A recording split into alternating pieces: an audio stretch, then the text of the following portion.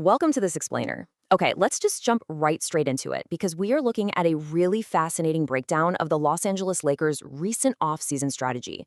We're also used to seeing these massive blockbuster trades and headline-grabbing free agency acquisitions, right? Especially when we're talking about Los Angeles.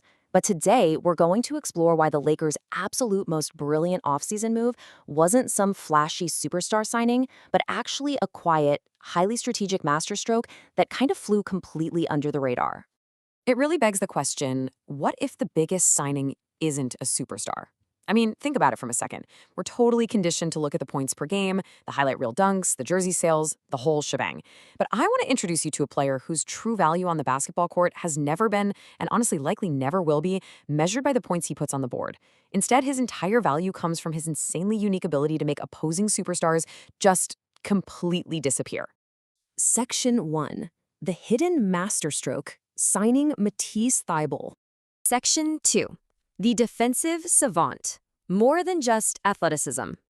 Now, at first glance, signing a player to a one-year minimum contract barely even registers as breaking news. It seems incredibly minor. But right beneath the surface, the addition of Mathis Thibault actually reveals the Lakers' entire championship blueprint for the upcoming season. To truly get his impact, we have to look back at how Thibault became one of the greatest defensive players in college basketball history during his time at the University of Washington. His defensive dominance was undeniable way before he reached the pros. I mean, he literally led the entire nation in steals. He won the prestigious Naismith Defensive Player of the Year award, and he captured consecutive Pac-12 Defensive Player of the Year honors. He was an absolute terror out there on the court. Which actually brings us to this incredible quote. He wasn't just defending players, he was studying them, watching their habits, predicting every move. When Philadelphia drafted him in 2019, analysts immediately noticed that they hadn't just drafted a great athlete, actually scratch that, they drafted a total basketball savant. Unlike most young defenders who just rely on pure speed or leaping ability, Thibault relied on this elite level of anticipation. It's almost like he knew exactly where passes were going before they were even thrown. And that mental edge? It led to a rapid ascension in the NBA. Within just a couple of seasons, he was a two-time NBA All-Defensive second-team selection. He became a total nightmare for perimeter players, using his elite ability to create steals and consistently generate deflections. And those deflections are incredibly valuable because they instantly spark transition offense. He basically turns defense into fast break points in the blink of an eye.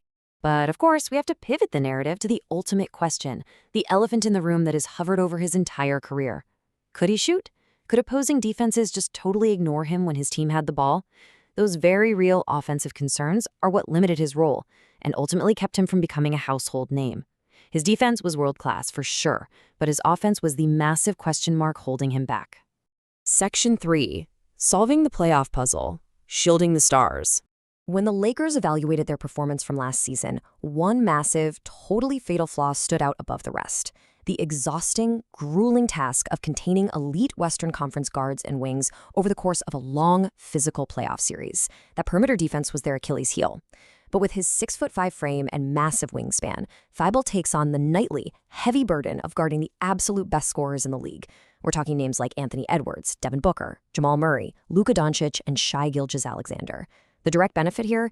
The Lakers' aging superstars, guys like LeBron James and Anthony Davis, no longer have to chase those elite scorers around for 40 minutes a night. They can actually conserve their vital energy for the offensive end. So the crucial point here, and this is a big one, is this number, 41%. During his last 2 seasons in Portland, Thibault quietly improved his three-point shooting, knocking down over 41% of his shots from deep. That is a total game changer. It means he's far less of an offensive liability than he was earlier in his career. The Lakers aren't just getting a one-dimensional defender. They're getting a guy who can actually stay on the floor during the most meaningful, high-stakes playoff minutes. Section 4.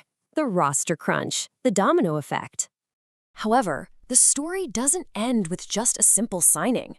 Adding this seemingly perfect defensive puzzle piece immediately creates a massive complication for the Lakers front office. It's a move that causes this huge ripple effect through the entire organization. 16. That is the number of guaranteed contracts the Lakers now hold after signing Thibault. Why is that a problem? Well, because the NBA regular season roster limit is strictly 15 players. They are officially one player over the limit, effectively starting a ticking countdown to another move before opening night. Something absolutely has to give. The front office is now forced to choose one of these pretty difficult paths to solve this math problem. They could trade away a veteran contract. They could simply waive a player and eat the cost. They could package multiple contracts in a larger deal. Or, and this is probably the most intriguing option, they could revive the reportedly stalled trade discussions involving Jonathan Cumminga. This puts the Lakers right in the middle of a fascinating philosophical battle. On one side, you have Mathis Thibault, representing immediate defensive certainty and a very clear win-now focus.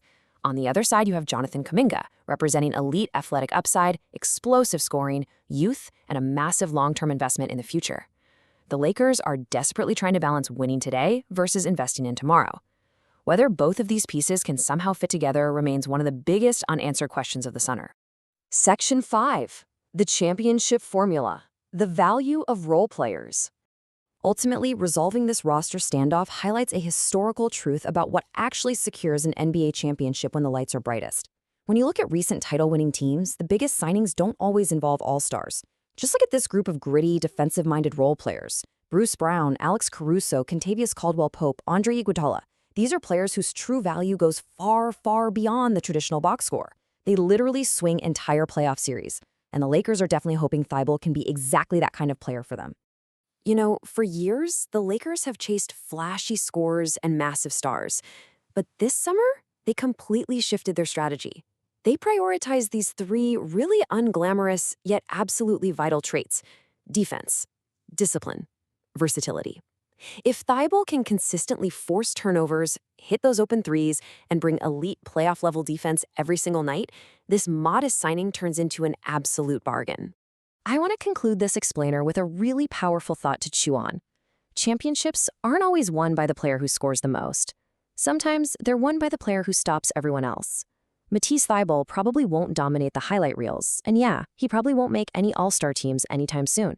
But if the Lakers make a deep playoff run this year, you might just have to rethink everything you know about true basketball value, because its quiet, defensive savant might just be the biggest reason why. Thanks for joining me on this deep dive, and hey, I challenge you, watch the defensive side of the ball just a little bit closer next time you tune in.